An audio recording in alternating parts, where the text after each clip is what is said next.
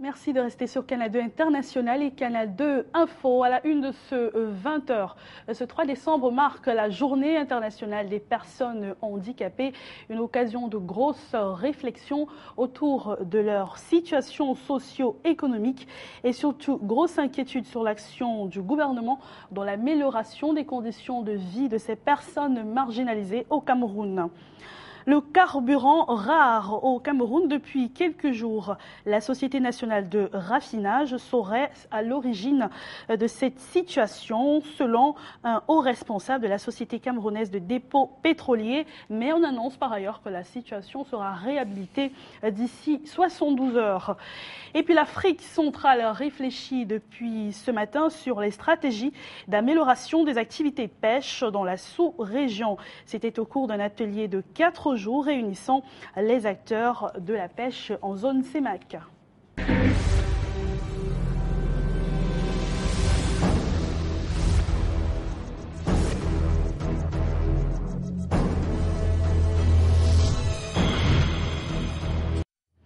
Bonsoir à tous et nous ouvrons ce journal par cette actualité autour des infirmeries dans les établissements scolaires. Ils sont de plus en plus rares dans la ville de Douala. Certains en possèdent, d'autres en possèdent, mais dans un état de délabrement très avancé. D'autres n'en possèdent pas du tout. C'est une situation qui détériore la vie dans les établissements primaires. Canal 2 International jette un regard critique sur cette situation à travers ce reportage de Robert Charlitoc. Victoire Sengue. Étroit, mal aéré, étouffé par les meubles, voilà comment se présente l'infirmerie au lycée bilingue de Bépanda. Ici, une vacataire s'occupe des élèves. Il y a une infirmière qui a pris sa retraite, mais nous l'avons recrutée comme vacataire et nous avons informé les hiérarchies et qui nous a promis de nous envoyer un permanent, une infirmière ou un infirmier, n'est-ce pas, permanent. Si le lycée peut se targuer d'avoir une infirmerie, plusieurs sont ceux qui, depuis belle lurette, attendent toujours de voir un infirmier.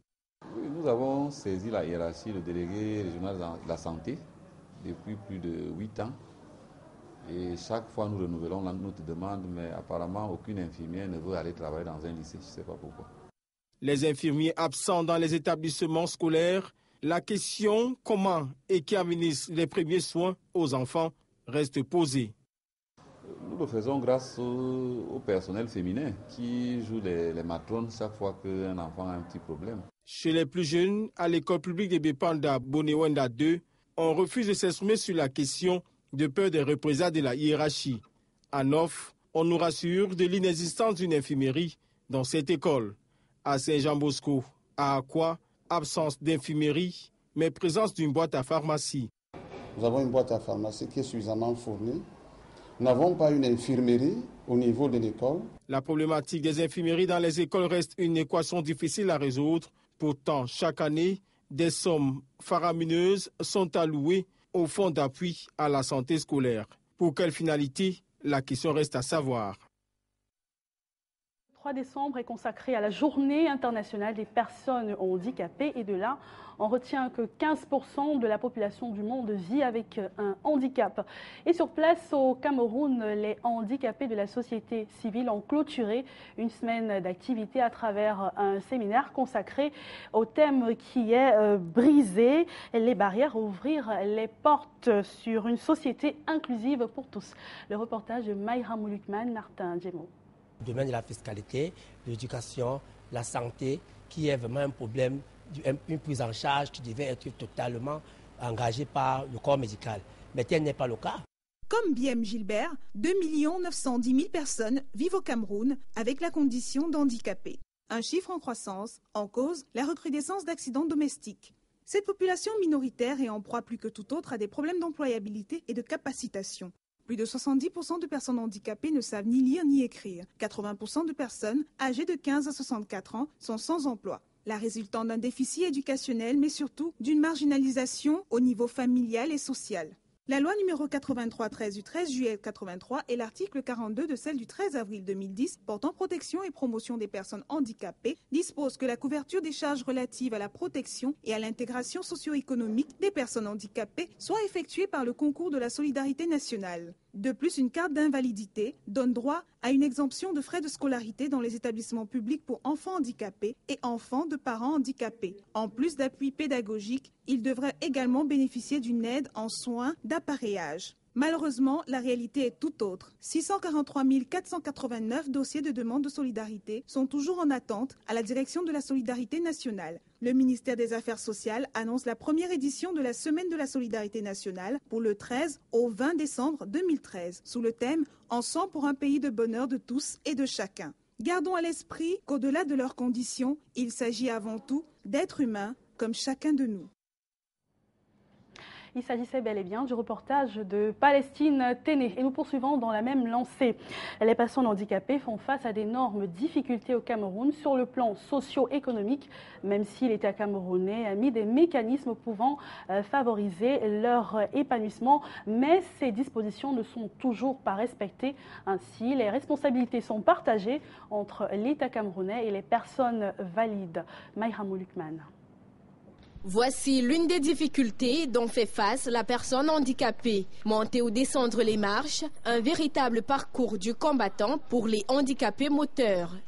Lever les barrières, c'est assez difficile de les lever, puisqu'il faut d'abord une sensibilisation pour qu'on puisse s'accepter, pour que l'autre accepte que oui, celui-là qui a le demi-pied, il peut faire aussi quelque chose. Une situation rendue difficile à cause du manque de solidarité nationale à l'endroit des personnes handicapées. Il y a aussi l'accès au transport public. C'est très très dur ici en Afrique, surtout au Cameroun. Moi j'ai vécu une orientation en Grande-Bretagne où je me prenais entièrement en charge. Avec les bus, j'appuie le bouton et puis la rame sort, je grimpe. Et je vais faire mes courses comme il se doit. Mais ici, les bus, non. Tu ne peux pas avoir accès. Et la mentalité aussi de la population. Parce que le chauffeur taxi, il court beaucoup plus pour l'argent. Il ne voit pas que demain, lui aussi, peut être handicapé. Au-delà des barrières culturelles qui freinent le plein épanouissement des personnes handicapées, les obstacles infrastructurels, les difficultés d'accès à l'information pour sourds et malentendants, la discrimination à l'emploi sont à revoir. Il s'agit d'un état d'esprit, comme je l'ai dit, d'une disponibilité mentale à intégrer la société. Et de l'autre côté, il y a le système qui doit changer. Parce qu'en réalité, le problème de l'inclusion sociale va au-delà de la satisfaction quotidienne des besoins des personnes handicapées pour que le système en lui-même accueille toutes les catégories de personnes. Et ça, c'est un vrai challenge. Le gouvernement s'y attelle, mais ce n'est pas encore réellement la perfection. Célébrer sous le thème « Briser les barrières, ouvrir les portes pour une société inclusive pour tous », la 22e édition de la Journée internationale des personnes handicapées a réuni autour d'une marche de solidarité des centaines de participants. Une semaine qui aura permis l'établissement de 50 nouvelles cartes nationales d'invalidité. En économie, on en sait désormais un peu plus sur la situation de la rareté du carburant observée depuis quelques jours dans les villes du territoire camerounais. Une panne à la Société nationale de raffinage serait à l'origine de cette situation selon une source proche de la société. La même source indique d'ailleurs que le problème pourrait être résolu d'ici 72 heures. Ruben Malik Tchoumbissi. La crise du super observée dans les stations-service depuis quelques jours sur l'ensemble du territoire national camerounais pourrait connaître son terme au bout des 72 prochaines heures. L'information, nous l'avons collectée, recoupée aujourd'hui auprès des sources proches de la direction générale de la Société camerounaise des dépôts pétroliers, la SCDP. C'est au moment où nous nous sommes rendus à la direction d'exploitation de cette société d'État que nous avons touché du doigt l'ampleur de la pénurie très manifeste dans les pompes. Ici, à la SCDP, des gros camions-citernes arrivent toutes les minutes. Une longue file d'attente de camions-citernes stationnés appartenant à différentes sociétés de distribution des produits pétroliers marque le décor. Sporadiquement, quelques-uns repartent chargés de carburant. La présence de ces camions qui travaillent à ravitailler les stations-service exprime avec force le manque de super qui se fait déjà ressentir. Quelques marketeurs que nous avons rencontrés entretiennent autour de la question la loi de l'omerta. Il transparaît de ce fait que dans ce secteur, on parle très peu. Or, les mêmes sources que nous avons évoquées plus haut nous ont renseigné que la pénurie serait due à une panne intervenue au niveau de la Sonara où il fallait remplacer un catalyseur. Pour pallier à ce gap, on aurait fait recours à la raffinerie d'Abidjan en Côte d'Ivoire, où malheureusement une autre panne serait survenue. Malgré quoi, notre source nous rassure, la pénurie est passagère, les produits arrivent, l'importation a repris et dans quelques 3 à 4 jours, tout reviendra à la normale. Tout comme dans la ville de Douala, le carburant est une denrée rare dans la ville de Yaoundé. Les stations-service sont vides et les automobilistes tournent à sec. C'est une situation déplorable. Nous en parlons avec Debo Andébé en direct de Yaoundé. Bonsoir Debo. Bonsoir Cathy Toulou, madame, monsieur, bonsoir. Vous le dites, les pompes sont au régime sec à Yaoundé. C'est une situation qui préoccupe et du coup, nos équipes sont descendues sur le terrain. Ils ont fait le tour des stations et de quelques administrations. Voici le résultat. Ville de Yaoundé, ce 3 décembre 2013, il est midi. Contrairement à l'affluence qu'on connaît généralement ici à cette heure de la journée, les stations-service sont mornes. Les pompistes se remuent les pouces. D'autres sont même menacés d'être emportés par le sommeil. À cet endroit, il y a du mouvement, mais celui-ci laisse deviner une fin de non-recevoir.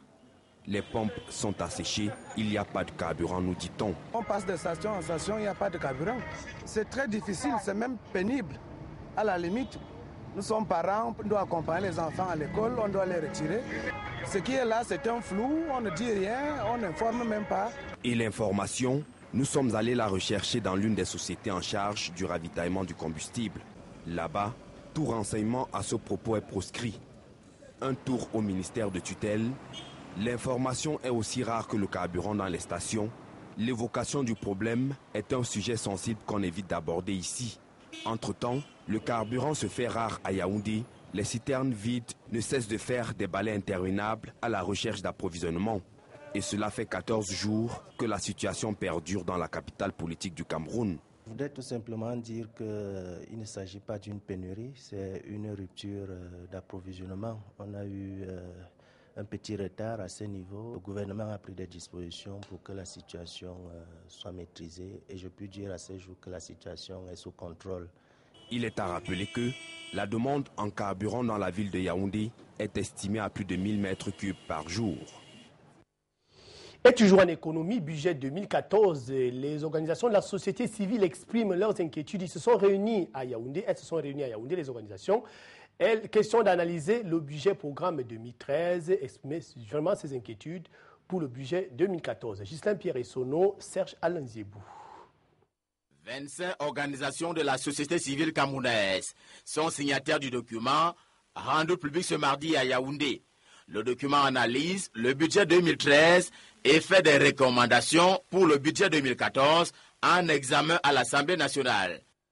Il s'agit pour nous de vérifier si ce budget, vraiment, à travers ses politiques publiques, est de nature à améliorer les conditions de vie des populations. Le document décrit un appareil de levage d'impôts inadéquat et renseigne que 40% des populations camerounaises restent pauvres. Pourtant, pour le seul sujet de l'eau potable, Yaoundé a l'obligation d'atteindre 72% de couverture en 2015. S'agissant de 2014, les organisations de la société civile constatent que le budget consacré à la santé publique n'a toujours pas atteint 15%, conformément à la Convention d'Abuja. Il y a tout un tas de problèmes comme ça qui nous permettent justement de prévenir en fait les députés, c'est-à-dire ceux qui sont en charge de poser des questions sur le budget au gouvernement pour qu'ils soient alertés justement sur un certain nombre de choses. L'une des pistes proposées par ou pour la société civile est sa prise en compte pour jouer au médiateur dans les négociations des APE en cours. Mayomo Sala, bientôt doté d'une technopole, annonce faite par le directeur général de la Cameroun Telecommunications, David Nkodeman, qui a par ailleurs profité de remettre un chèque à la commune qui entend construire 120 logements et la Cameroun Telecommunications va acquérir une cinquantaine. Jackson Bozo, Dominique Bihina. 2 chèques de 50 millions remis par la Cameroun Telecommunications pour l'acquisition de 50 logements à Mayomo Sala. La belle cité sort des tiroirs. Depuis quelques années, en effet, le projet de construction d'une cité municipale de 120 logements à Mayomo Sala a été imaginé et projeté. il faut avouer que ce projet n'a pas connu une exécution tonitruante.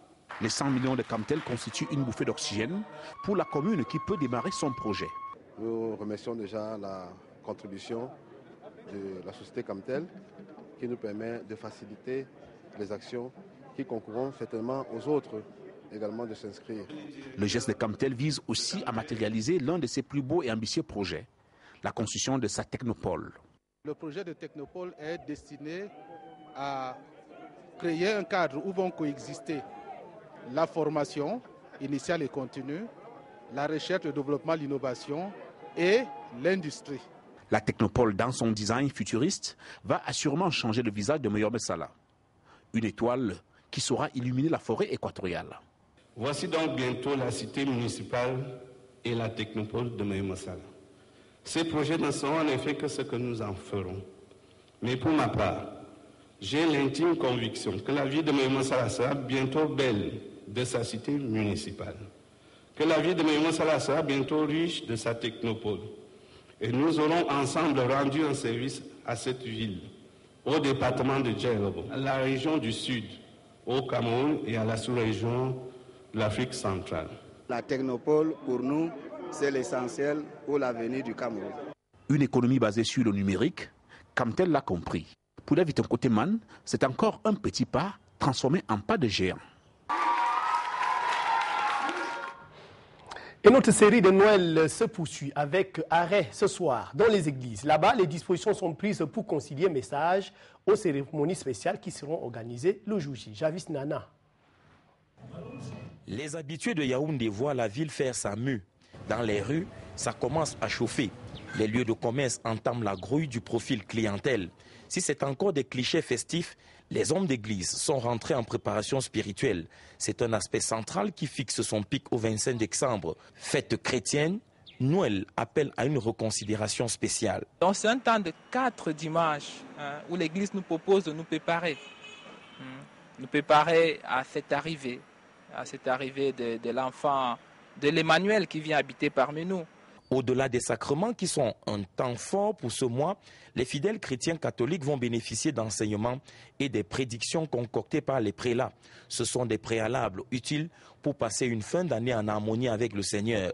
Les tout petits qui vont se manifester pendant les cultes qui se feront ces jours, c'est eux qui ont tous les services de la chair.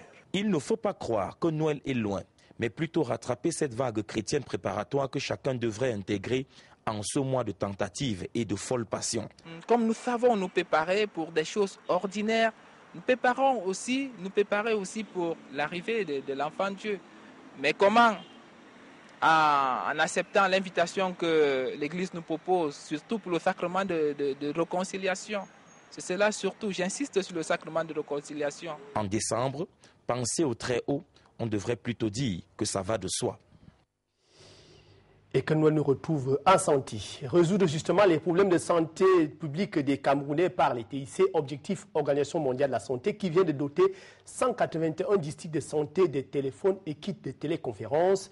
On fait le point avec André Maringia et Bran Kamga. L'enclavement de plusieurs localités entrave la circulation de l'information au ministère de la Santé publique, ce qui freine la prise de décision et la mise en œuvre des actions. Ce n'est plus désormais qu'un vieux souvenir. 1200 téléphones et 13 kits d'équipement de téléconférence viennent d'être acquisitionnés par le MinSanté. Ce matériel va nous permettre d'améliorer la notification, la promptitude des rapports que nous recevons.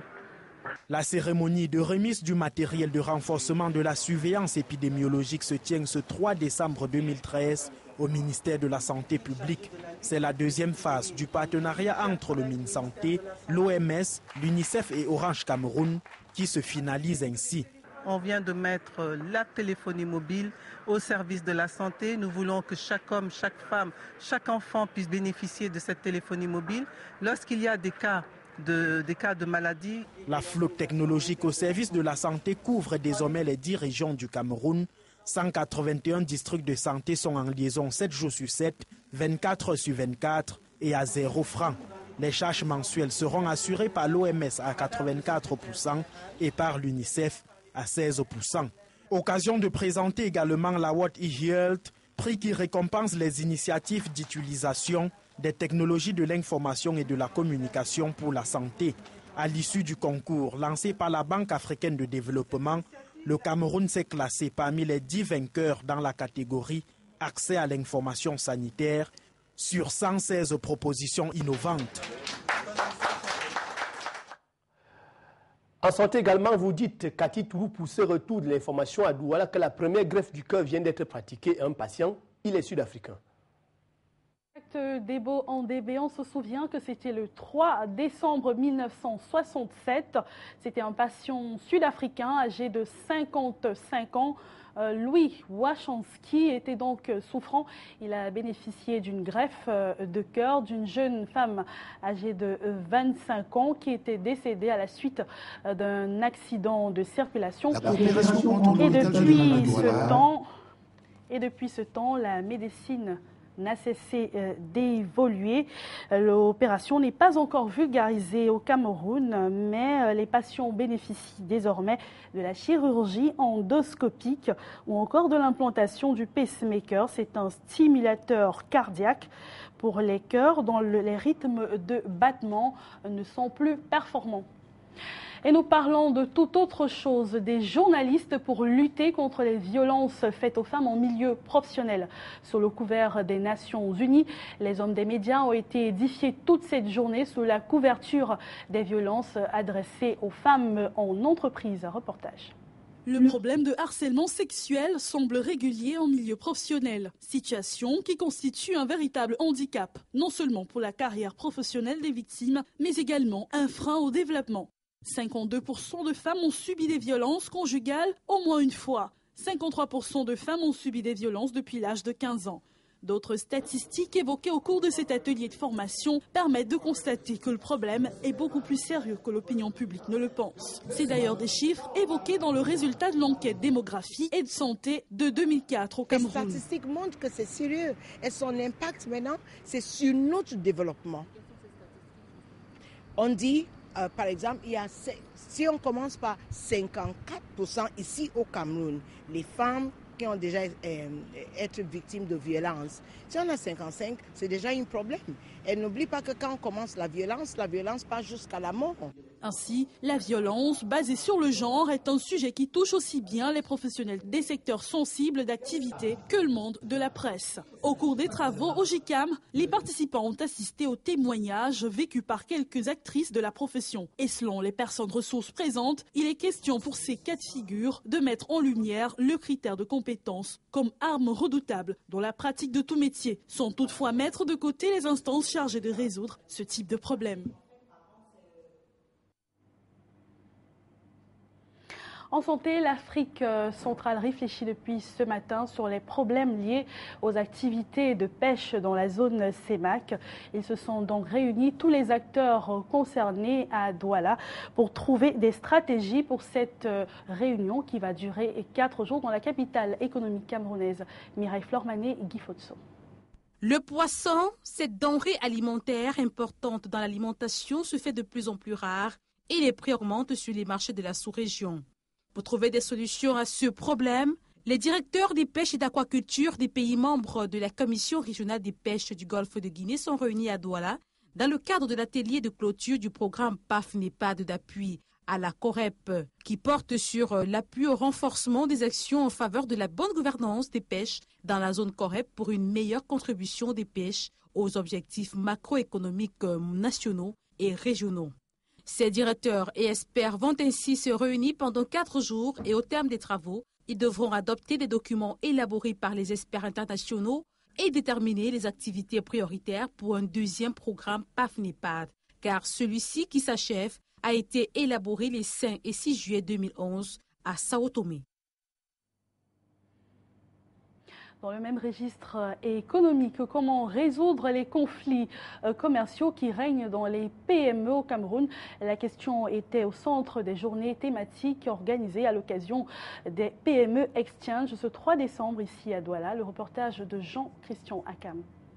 Contribuer davantage à la stratégie de développement économique au regard de l'émergence du Cameroun en 2035, un engagement des PME camerounaises. Parmi les obstacles, les conflits commerciaux. Le commerce, par nature, génère des malentendus parce que c'est des intérêts en général divergents entre l'acheteur, le vendeur, et donc il y a potentiellement beaucoup de conflits. À l'occasion de cette deuxième journée thématique, PME Exchange propose des voies de contournement susceptibles de limiter ces pertes de temps. La médiation, qui est tout simplement le fait de choisir une personne qui va vous mettre ensemble, essayer de régler le problème. Il y a la conciliation, il y a l'arbitrage. Ça coûte peu cher, c'est rapide et surtout ça préserve les bonnes relations entre les parties. Expérience du reste partagée par d'autres pays, à l'exemple du Canada. Si vous signez un contrat entre deux entreprises, dans le contrat, souvent, il va y avoir des clauses qui définissent tout le processus de règlement du conflit, évidemment, avant d'aller aux tribunaux. Des astuces qui contribuent à éliminer les entraves à la compétitivité des PME, soit 97% du PIB camerounais et 60% du PIB canadien. Le département du Vouri effectue son bilan depuis ce matin à travers une réunion de sécurité présidée par le préfet du département du Vouri, Nasri Paul Beya. Plusieurs difficultés sont enregistrées dans le fonctionnement des structures publiques et la Palme d'Or revient à la carence des collaborateurs décriée par les participants. Robert Charlitoc, Jack Simo. Un peu plus de collaboration pour un résultat encore meilleur pour l'année 2014. C'est la principale recommandation du préfet du département du Vouri, Nasri Paul Beya, au cours de la réunion de coordination annuelle qui a réuni les maires et les différents délégués départementaux. Nous avons constaté que la plupart de ces services ont bien fonctionné et il est question pour eux de faire en sorte que la collaboration qui existe entre les différents services se renforce parce que nous travaillons pour le même pays. Au-delà du bilan des activités 2013, de la lecture du budget programme pour appropriation et des projections pour l'année 2014, de nombreux problèmes ont été soulignés. Le problème de visites techniques, les visites techniques qui sont en rupture au niveau de la délégation de transport. Donc nous pensons que pour le moment, les chauffeurs peuvent, après avoir reçu le titre de centre agréé. On peut citer entre autres les problèmes d'hygiène et salubrité, le manque de moyens de locomotion, de formation et l'absence d'un personnel adéquat pour les administrations. Pour encourager la propriété dans les différentes communes, le concours de l'arrondissement le plus propre a été initié par le numéro 1 du département du Vouri.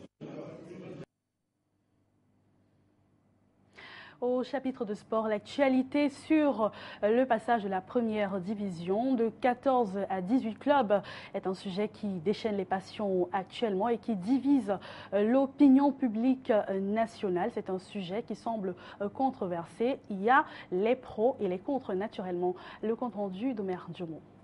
La saison footballistique prochaine en première division se déroulera-t-elle avec 18 clubs et non plus 14?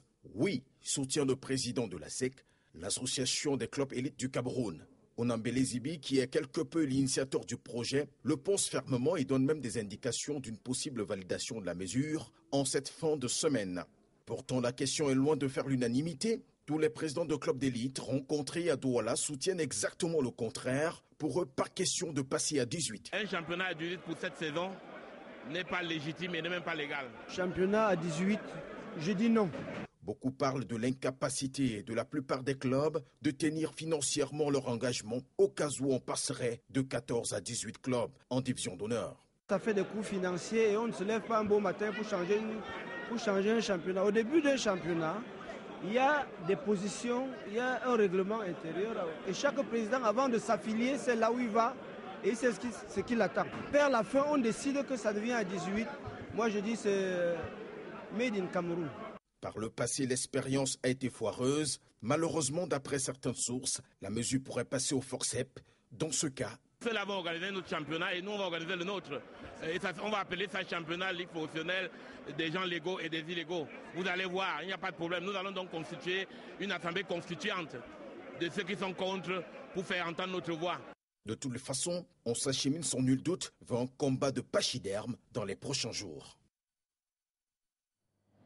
En culture, Majoli Nguema a été élue Miss Gabon 2013. C'était le week-end dernier à Libreville au Gabon, un événement d'envergure internationale puisque la Miss Cameroun a d'ailleurs pris part à cet événement.